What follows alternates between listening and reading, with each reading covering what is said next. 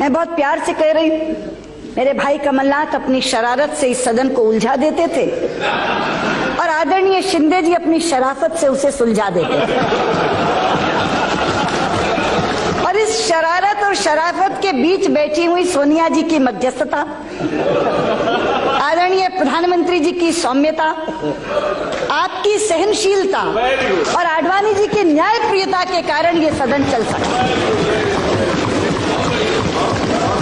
और आज के दिन मैं अपने पूर्व नेता सदन को भी याद करना चाहूंगी, आदरणीय प्रणब मुखर्जी को, लोकतांत्रिक संस्थाओं में जिनकी आस्था ने भी इस सदन को चलाने में बहुत कारगर भूमिका निभाई।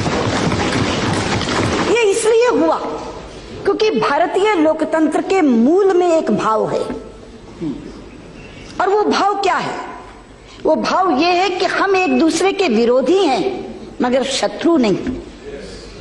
और हम विरोध करते हैं विचारधारा के आधार पर, हम विरोध करते हैं नीतियों के आधार पर, हम विरोध करते हैं कार्यक्रमों के आधार पर। अलग अलग है, इख्तिलाफी विचारधारा है, अलग अलग नीतियां बनाती है सरकार, अलग अलग कार्यक्रम बनाती है, उस पर हम आलोचना करते हैं।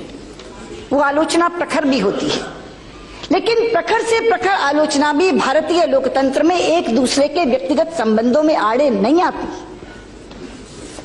भाजपा संसदीय दल के अध्यक्ष के रूप में आडवाणी जी से मैं मार्गदर्शन लेने जाती थी। वो हमेशा मुझे एक ही निर्देश देते थे, सदन की गरिमा के अनुरूप ही आचरण करना है। दलगत राजनीति से ऊपर उठकर हमेशा उन्होंने मुझे सुझाव दिया, और मैं आज इस सच्चाई को स्वीकार करना चाहूंगी कि नेता प्रतिपक्ष के रूप में जो भूमिका मैं निभा सकी वो आदरणीय आडवाणी जी के आशीर्वाद के कारण निभा पाई। अध्यक्ष जी, अब हम चुनाव में जा रहे हैं। चुनाव में जाते समय चाहिए तो यह था कि मैं विजयी भव का आशीर्वाद देती सबको, लेकिन वैसा करूंगी तो असत्य होगा। इसलिए मैं विजयी भव का आशीर्वाद तो नहीं दे पा रही, लेकिन यशस्वी भव का आशीर्वाद सबको दूंगी।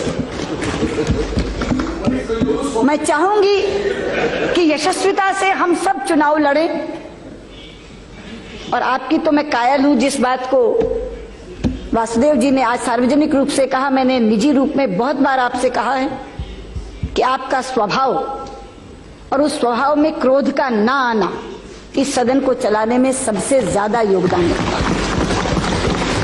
इसलिए मैं कहना चाहूंगी कि हम सब यशस्विता से चुनाव लड़ें, जनता जिसे जिताकर भेजे, क्योंकि लोकतंत्र में जनता की अदालत सबसे बड़ी अदालत होती है।